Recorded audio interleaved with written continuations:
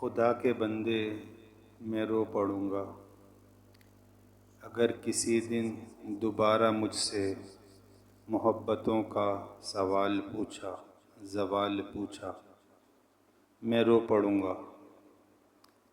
मैं इसके दिल में रहा हूँ लेकिन अब इसके दिल से निकल चुका हूँ।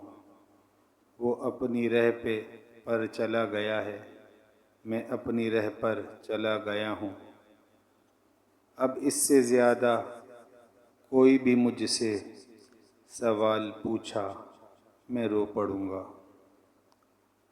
था मेरी आँखों का जो भी तारा, सभी से ज़्यादा था मुझको प्यारा। था मेरी चिलमन का एक सितारा, वो मुझसे कैसे बिछड़ गया है, कमाल पूछा।